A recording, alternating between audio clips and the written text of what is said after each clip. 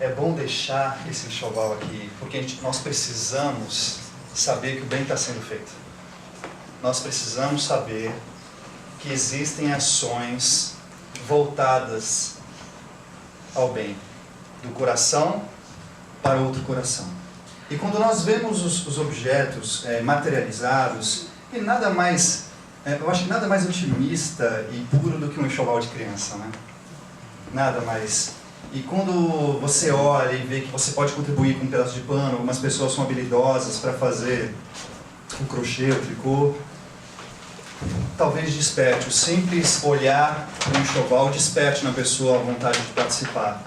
Nós nunca sabemos ao certo como o chamado chega. Às vezes numa conversa, às vezes até despretensiosa, um filme, uma cena, uma lida de revista, um filme que possa te tocar, nós não sabemos. Por isso que é importante deixar sempre as manifestações do bem aos olhos de todos. Assim possamos nos encorajar. O capítulo de hoje, o tema de hoje é o advento do Espírito de verdade. Bom, para aquele que não está acostumado com a doutrina espírita, vai de quando em quando ler nos textos e nos principais textos da doutrina espírita a assinatura desse Espírito, o Espírito de verdade. E tem um nome interessante, né? E esse nome é um dos mais interessantes, porque muito se questiona quem seria o Espírito de verdade, porque a diferença dos textos desse Espírito para os outros é uma autoridade que pouquíssimos Espíritos possuem. Na verdade, o texto revela a autoridade de um único Espírito. Ao ler o capítulo, vemos que esse Espírito diz: venham aos meus filhos transviados da casa de Israel, como outrora. Bom, somente um Espírito é capaz de fazer isso. E é ele que assina o prefácio do livro Evangelho segundo o Espiritismo, e é ele o espírito familiar de Allan Kardec. Quem ainda não sabe, o filme biográfico de Allan Kardec estreará dia 16 de maio do mês que vem, não é? Desse mês, né? Estamos em maio já. Eu não durmo, gente, então não sei o que é desse mês. Eu mandei uma mensagem para o Oceano Vieira de Mello, que é uma pessoa ligada a vídeos espíritas, né? E ele assistiu o filme antes de ser lançado junto com algumas pessoas convidadas, atores e tal, e eu mandei a seguinte mensagem para ele, falei assim: se é capaz de nós nos emocionarmos com esse filme, né? E ele me respondeu que esse filme, Kardec, o nosso revival, está sendo retratado com muita humanidade, né? E nós vamos conhecer o Kardec homem, o Kardec marido, o Kardec professor, o Kardec homem, que sente suas inseguranças, que atravessou grandes batalhas e adversidades. E eu acho que isso vai ser um grande, né? Se Deus quiser, se esse filme for bem feito, vai ser um grande presente para o Espiritismo. Pois o Chico, ele já causa ternura só de falar o nome, né? Um espírito já vem chamando o Chico, você já quer amar, né? Mas Allan Kardec já é um homem da aristocracia intelectual francesa do século XIX. Para o brasileiro do século XXI, você fala: nossa, será que eu me identifico com esse homem, né? E os retratos dele nas capas dos livros é sempre um homem sisudo, e ele era sisudo. A descrição dele como personalidade era um homem gentil, mas bem sério. E quando você lê a biografia dele, você entende, porque ele teve toda uma formação acadêmica. Naquela época não se tinha grandes, vamos se dizer, comportamentos extrovertidos como temos hoje, né? Os homens, geralmente, as pessoas não iam para as fotos, sejam homens ou mulheres, não iam para as fotos. Era sempre muito formal. Então, essa aproximação do livro de Kardec, do filme, da biografia de Kardec, pode nos dar, através da figura do ator, uma referência emocional muito importante. Bom, mas isso é mais ou menos para quem não está habituado à doutrina espírita. Porque quem já está habituado à doutrina espírita já derruba umas boas lágrimas por Kardec já faz alguns anos. Eu sou uma delas. Então, se eu me emocionar durante a palestra, não é emoção propriamente dita. É que eu fui ver o filme Vingadores Ultimato e eu me emocionei demais, e às vezes vem aquela imagem dos heróis e eu fico mexido. O espírito de verdade é o espírito familiar de Kardec, como eu disse. E quando nós relermos Kardec, a biografia dele, e eu acho que nesse ponto o filme também pode nos ajudar, nós vamos começar a ter a noção da grandeza que é esse espírito. E para nós termos a noção da grandeza que é um espírito, nós temos que escutar fatos sobre ele, histórias sobre ele. A codificação kardeciana, a codificação da doutrina espírita, ela se mantém viva até hoje, e só se mantém viva uma doutrina com tamanha força de atração de pessoas dos mais diversos grupos sociais, se ela realmente for fundamentada em alicerces bem sólidos. E somente alicerces bem sólidos, como a palavra do nosso Mestre Jesus, é capaz de resistir à ação do tempo. Jesus disse que os tempos passariam e a sua palavra não jamais passaria. Então eu abro a nossa exposição relembrando só um texto, e a gente não pode deixar de trazer um pouco da colaboração do Emmanuel através do Chico, quando nós lemos o prefácio do livro Caminho, Verdade e Vida. E no primeiro capítulo, diz a interpretação dos textos sagrados, é uma carta de Pedro, que ele diz assim: sabendo primeiramente isto, que nenhuma profecia da Escritura é de particular interpretação. E esse texto, gente, por isso que nós temos que ler e reler. Primeiro você lê, depois você estuda, depois você tenta viver. Vamos ler juntos. Jesus é o caminho, a verdade e a vida. Sua luz imperecível brilha sobre os milênios terrestres, como o verbo do princípio, penetrando o mundo há quase 20 séculos. Lutas sanguinárias, guerras de extermínio, calamidades sociais não lhe modificaram um tio nas palavras, que se atualizam cada vez mais com a evolução multiforme da Terra. Tempestades de sangue e lágrimas nada mais fizeram que avivar-lhes a grandeza. Entretanto, agora é com a gente, tá? Entretanto, sempre tardios no aproveitamento das oportunidades preciosas, muitas vezes no curso das existências renovadas, temos desprezado o caminho, indiferente ante os patrimônios da verdade e da vida. O Senhor, contudo, nunca nos deixou desamparados. E vou ler só esse último aqui. Diz assim: cada dia reforma os títulos de tolerância para com as nossas dívidas. Todavia, é de nosso próprio interesse levantar o padrão da vontade, estabelecer disciplinas para uso pessoal e reeducar a nós mesmos ao contato do Mestre Divino. Ele é o amigo generoso, mas tantas vezes lhe ignoramos o conselho que somos suscetíveis de atingir obscuras ondas de adiamento indefinível de nossa iluminação interior para a vida eterna. Como será esses títulos de tolerância? Tolerar o quanto? Porque nós gostamos de pesar as coisas, né? Aquela famosa frase, haja paciência, o quanto tem que haver? Tem um documentário que já não faz mais parte do catálogo da Netflix, chamado Cosmos. É sobre física, química.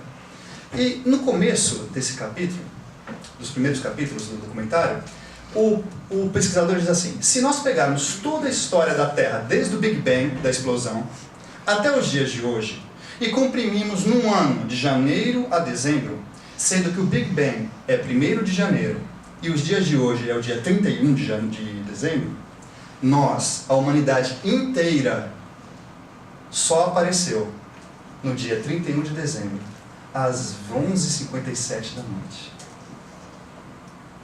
E nós nos achamos os donos do pedaço. Então veja, tem os trabalhadores da última hora e tem os baladeiros da última hora, né? Você já está pagando a comanda, né? Já está todo mundo cansado, tomou todas, deu atenção para quem não devia, está com um monte de número que depois vai ter que apagar. E aparece aquela pessoa e diz: vamos festejar? Aí tu fala: não, já estou indo embora. Nós chegamos nessa hora. A gente chegou tardiamente. Na hora certa. Mas o que é tardiamente? O nosso aproveitamento, como diz o texto. Agora vamos pensar como o Deus Todo-Poderoso. Ele organiza um planeta, faz que nem aquele peão infantil, né? Dá uma cordinha e faz ele girar até hoje. E está girando, girando, girando, e ele pensa assim: tá bem lúdico, tá, gente? Vou fazer bem lúdico. Quem que eu vou colocar aí, né? Quais serizinhos eu vou colocar nesse planeta? Bom, os meus filhos, que precisam se educar. Então eu vou mandá-los. E aí, se nós olharmos para a pré-história, vamos ver a gente bem caminhando ainda, devorando os animais, tudo aquilo que nós já conhecemos. Tudo bem, nessa hora ele sabe, como a gente no chiqueirinho ou no bercinho, não tem muito o que exigir, né, gente? A gente olha, vê se está respirando, ele cuida da fralda e faz aquela coisa toda.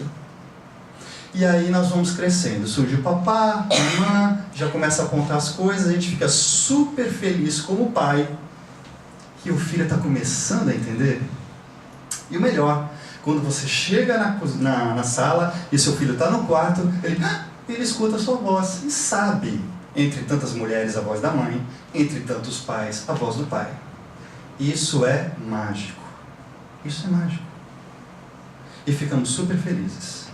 E Deus já começa a pensar, olha que legal, eles já estão começando a reconhecer a minha voz. É quando nós começamos a fazer culto às pedras, às flores, a tudo quanto é situação sobrenatural, que nós achamos que é manifestação de Deus. Sem dúvida. E Deus olhando, começamos a crescer como as crianças ainda, dando um passo que nem pinguim, e tombando. Pinguim e tombando. Até que o filho já começa a entender uma frase inteira que o pai diz. Não pode. Aí ele olha, e o que nós fazemos quando criança? Não pode. Aí o pai olha, não é? E o pai fala, não pode. Então ele, percebendo que a gente já começa a entender as primeiras palavras, já começa a mandar, muito tempo depois, tá isso, gente, o calendário vai correndo, os seus profetas. Profetas igual médiuns, retratados a sua maioria no Antigo Testamento. Então o que eu fiz? Apertei o botão de acelerado, acelerei bem a fita, e agora estamos há mais ou menos 3.000 anos atrás, que também já é um bom pedaço de tempo. E esses médiuns, profetas, vão dizendo assim, olha, estamos sentindo de várias formas diferentes que vai no futuro aparecer alguém que vai modificar tudo isso. Mas tudo bem. Nesse tempo, como vocês assistiram na novela da Record, o povo hebreu, dentre tantos outros povos, foi escravizado, e numa dessa escravidão no Egito, surgiu um homem, qual é o nome dele? Moisés. Eis o primeiro personagem principal, o pilar da primeira revelação. Um médium fabuloso que olha para a sarça ardente, ou seja, resumindo, um matinho que não pega fogo e não deixa de pegar, fica pegando fogo constantemente. Ele tem uma visão e ele começa a receber informações constantes do mundo espiritual, e aí a gente acelera de novo a fita, ele liberta o povo hebreu do cativo do Egito, leva até a terra prometida e vai estabelecendo todas as suas leis que são observadas e lidas no Pentateuco mosaico. De Gênesis, Deuteronômio, Levítico, Números e assim vai. Êxodos. Bom. Isso tudo já é 1.500 anos antes de Jesus. E os profetas continuaram vindo dizendo, agora, depois desse grande profeta, virá aquele, o maior de todos. E isso era dito pela maioria dos médiuns / profetas. Para os jovens era como se tivesse vindo um grande festival de grandes cantores, e a gente vai ficando super ansioso quando vai chegando a data e compra convite, e compra pulseira e combina com os amigos. Era essa a festa no mundo espiritual. Mais ou menos para a gente entender. E ele vem. Ao contrário do que muitos pensaram, não vieram no palco do Lollapalooza, veio numa estrebaria, veio num lugar humilde. Mas, para quem tem olhos de ver, as preciosidades são achadas nos lugares que as pessoas menos esperam. Mas ele não veio para fazer grande alarde. A história dele, adianto de novo, todo mundo conhece, pelo menos as principais partes. Jesus cresce em grandeza, em beleza, em espiritualidade, cronologicamente falando, porque ele já era perfeito. Marca a sua existência na Terra e nos deixa entre saudade e sentimento de mau aproveitamento do tempo que até hoje nós alimentamos dentro de nós. Chico Xavier dizia quando se lotava o centro dele, eu sinto uma enorme vontade de rever Jesus. E é isso. Vocês não vêm aqui para buscar Márcio, Amélia e todos os outros palestrantes. Vocês vêm para saber qual é o pedacinho do Cristo e da espiritualidade que pode vir através da boca dessas pessoas. Que eles sejam iluminados, que Deus ampare e possa tirar o máximo deles. E assim vem, uma coisa ou outra. Eu espero que venham várias. Jesus sai de cena, jamais sai de cena, porque ele continua sendo o nosso governador, e diz, antes de partir, e ficou anotado no Evangelho de João: eu ainda vos enviarei o Consolador, o Paráclito, aqueles que virá para ficar com vocês definitivamente, porque algumas coisas que eu tenho para dizer, hoje eu não posso dizer a vocês. Ou seja, a criança já estava escutando o que o pai e a mãe estavam dizendo, mas era necessário ela entrar na escolinha, começar a entender o que a professora diz na lousa. Então, quando começou a alfabetização espiritual do homem, Jesus envia para nós espíritas este homem, que será sua biografia publicada agora nos cinemas. Hippolyte Léon Denis Rivail, nosso Allan Kardec, nasceu em Lyon, na França, 1804. Ele vai crescendo ali, longe dos holofotes, se torna um homem capacitadíssimo, poliglota, professor, educado no melhor instituto de ensino da Europa, o Verdun, na Suíça, e se torna estudioso do magnetismo. O espiritismo ainda não tinha surgido na vida dele. O espiritismo surge, as mesas começam a balançar, ele olha e fala: eu acho que não vou nessa não, porque isso é coisa de gente que não tem muito o que fazer. As pessoas mais sérias falam: vem que talvez você encontre. Ele olha, faz as perguntas certas, e ali, onde todo mundo se afasta desse interesse, ele fala: aqui tem algo muito importante. E ali começa a germinar o que nós hoje colhemos, a sólida doutrina espírita, nas mãos deste homem. Quando você lê o capítulo O Advento do Espírito de Verdade, o Espírito da Verdade se apresenta. Bom, Kardec já está se comunicando, fazendo várias perguntas para os espíritos, e ele faz a seguinte pergunta: por acaso tem um espírito familiar, um espírito próximo do meu coração? Um espírito que se comunicava frequentemente nas sessões, chamado Zéfiro, diz: sim, você tem sim.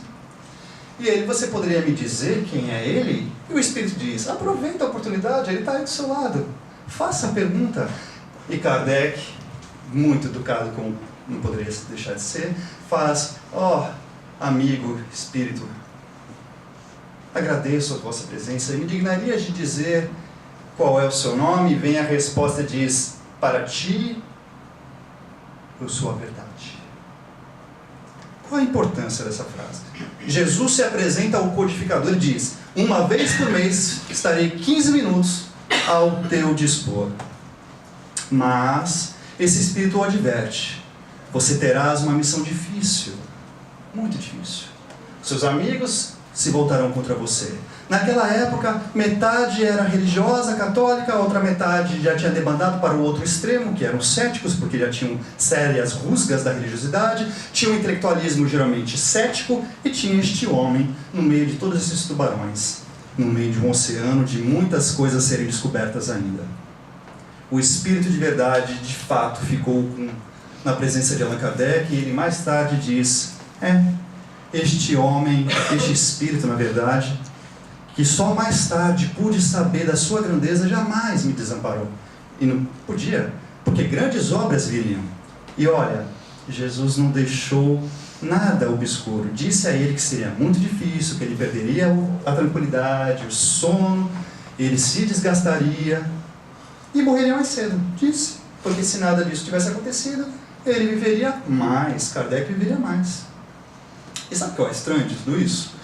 E por qual eu percorri toda essa história da humanidade em 2 minutos? Kardec aceitou. Kardec aceitou. É claro que ele não aceitou simplesmente como aquele programa que a gente via no Faustão, né? Sim, não, claro que não. Ele sentiu dentro de si. Assim como nós, quando estamos diante de algo muito sério, que fala diretamente ao nosso coração, ele sabia que tinha algo importante. É claro que não foi dito logo de chofre: você terá a missão de mudar todo o panorama da religiosidade do mundo espiritual. Claro que não. Mas ele foi percebendo isso logo no começo. E também não pôde demorar, porque dali a 2 anos ele estava escrevendo o Livro dos Espíritos, e dali a 13 anos já estava desencarnando com 5 obras e 13 anos de revista espírita. Muita produção, muita coisa boa, muita profundidade. Só que também, nesse capítulo, o Espírito da Verdade dá o seguinte recado: essa criança do meu exemplo cresceu e ficou mal criada. Somos nós. Demos tudo de bom, Leitinho, Viu Discovery Kids, foi fazer festinha no aniversário no buffet e aquelas caixas de papelão no começo transbordavam de presentes. O pai, o tio e o outro tio levaram todos os presentes para casa. Porque hoje é assim, aniversário de criança de 4 anos, ela já ganha mais presente que qualquer criança da década de 50, 60 ganhou na vida inteira. E ela não está contente. Porque tem tudo. E nós hoje temos tudo. Temos livro, temos ar-condicionado, temos Netflix, temos tudo. Tudo. E nunca sofremos tanto. Nunca fomos tão miseráveis. Nunca fomos tão pobres em todas as nossas vidas. A gente olha o Chico Xavier com aquele terno surrado, sem corte, sem nada, né? Quem gosta de usar terno olha para aquele terno e fala: Chico, pelo amor de Deus, tanto amigo, ninguém te avisou, né? Se eu fosse naquela época eu pegava aquele homem: Chico, deixa comigo. Claro que não ia dar 2 passos, meu irmão não ia deixar ele ir comigo na loja. Aí falou: faz uma bainha, né, boa. Você vê. Estava vindo para cá, o Raul Teixeira, quem conhece o Raul Teixeira, disse que uma vez ele estava visitando o Chico, para você ver como nós somos muito substanciais, nossas perguntas são muito importantes. Chegou uma mulher e disse: Chico, eu tenho uma dúvida muito importante para perguntar para você. Os amigos olharam, se aproximaram e falaram: isso é importante, eu quero saber o que o Chico vai dizer. Ela disse: eu tenho um casamento para ir, se eu usar vermelho, atrai boas vibrações? Todo mundo olhou, e o Chico falou: não. Tinha um estilista antigo chamado Denner naquela época. Pergunta para ele. Se eu usar vermelho. Somos um pouco disso. Nós temos as nossas perguntas semelhantes. Nós temos as nossas dúvidas semelhantes. A diferença é que quando nós abraçamos um propósito de fazer da nossa vida e da nossa passagem na Terra algo diferente, nós vamos passar proporcionalmente à nossa capacidade de suportar as mesmas dificuldades que o Chico, que o Allan Kardec, e todo o Espírito que fez valer a sua presença na Terra. Porque o Espírito da Verdade fala: sedes os vencedores da impiedade. Desenvolvam o amor, o se importar com o próximo. Desenvolvam o amor em suas famílias. Desenvolvam o amor na sua vizinhança. Vença as tentações de transformar o nosso coração em pedra. Nunca teve tanto suicídio. Onde se tem tanto para valorizar a vida, nunca se viu tanta violência, tanto culto à morte, ao dinheiro. O Evangelho deixa tão claro: o dinheiro é importante. Disseram isso para Kardec. Kardec tinha problemas financeiros, né? Tanta dedicação. Aí ele falou: gente, vocês estão prestando atenção na minha situação financeira? O Espírito falou: estou, né? Se você falar, então adianta, né? Ajuda. Mas nunca faltou nada para ele, como de uma certa forma nunca vai faltar nada para nós, mas pode vir a faltar para nós o conteúdo pelo qual nós viemos aqui. Porque se nós voltarmos ao exemplo de Deus, dentro desse planetinha que gira, dentro do filhinho que nós colocamos lá e que já está crescendo, e todos os professores que eu mando para ele começa e mantém a mesma birra, assim como a parábola do dono da vinha, onde ele vai mandando e vai sendo assassinado todos os seus profetas, até o seu filho maior. Se nós continuarmos a fazendo isso, nós não vamos compreender em nada, e nós vamos ter que realmente pedir para que Jesus renove sempre os seus títulos de tolerância. Só que existe um problema. A bronca que você dá com o seu filho com 9 anos é diferente da bronca que você dá com o seu filho com 15, que é diferente da bronca que você dá com o seu filho aos 21, e que é um papo bem diferente com o seu filho de 40, certo? Conforme ele vai crescendo, o que o pai fala? Ainda tenho que te dizer isso? Ainda preciso te explicar isso? Ainda não acordou para esse sentido da vida? Somos adultos. Talvez ainda não adultos, nem maduros espiritualmente falando. Mas a partir do momento que esses manuais chegam às nossas mãos, a frase do Espírito de Verdade é a principal. Aí a gente tem uns conceitos um pouco perigosos. Saibam de uma coisa: esse Espírito da Verdade, Jesus, ele organizou todo o movimento das 3 revelações, e quando organizou a 3ª revelação, ele enviou espíritos como São João Evangelista, Santo Agostinho, São Vicente de Paulo, São Luís, Sócrates, Platão. Todos eles estavam sob a organização de nosso Mestre Jesus. Veja, qual é o pai que gasta tudo que existe de melhor para o seu filho para que o seu filho não aprenda nada? Não existe. Porque o amor de pai não pode concordar com a renúncia e a ausência de boa vontade do seu filho. Isso não é. Isso não é amor. Isso já é condescendência. Isso não é tolerável em pais equilibrados. Ele dá, mas ele espera também. Olha o que Jesus disse para Kardec. Com perseverança é que chegarás a colher os frutos dos teus trabalhos. O prazer que experimentarás vem da doutrina propagar-se bem compreendida, será uma recompensa cujo valor integral conhecerás talvez mais no futuro do que no presente. Não te inquietes, pois com os espinhos e as pedras que os incrédulos ou os maus acumularão no teu caminho. Conserva a confiança, com ela chegarás ao fim e merecerás ser sempre ajudado. Lembra-te de que os bons espíritos só dispensam assistência aos que servem a Deus com humildade e desinteresse. Eu vou dar uma repetida, porque eu falo meio rápido. Lembra-te de que os bons espíritos só dispensam assistência aos que servem a Deus com humildade e desinteresse e que repudiam a todo aquele que busca na senda do céu um degrau para conquistar as coisas da terra, que se afastam do orgulhoso e do ambicioso. O orgulho e a ambição serão sempre uma barreira erguida entre o homem e Deus. São um véu lançado sobre as claridades celestes, e Deus não pode servir-se do cego para fazer perceptível a luz.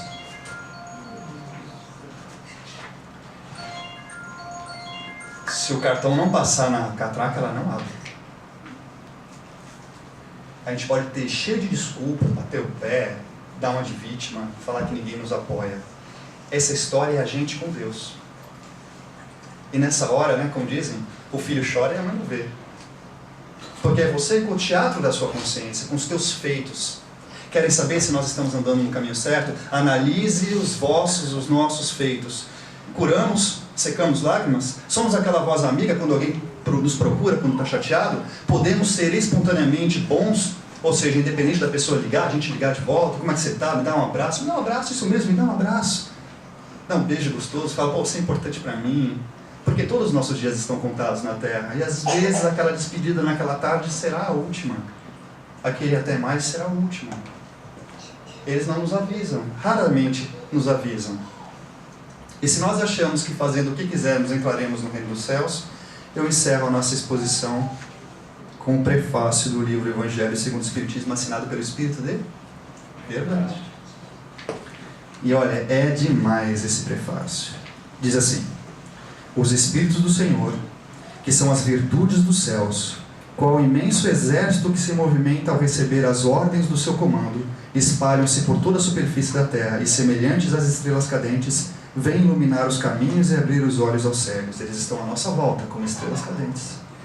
Eu vos digo em verdade que são chegados os tempos em que todas as coisas hão de ser restabelecidas, no seu verdadeiro sentido, para dissipar as trevas, confundir os orgulhosos e glorificar os justos.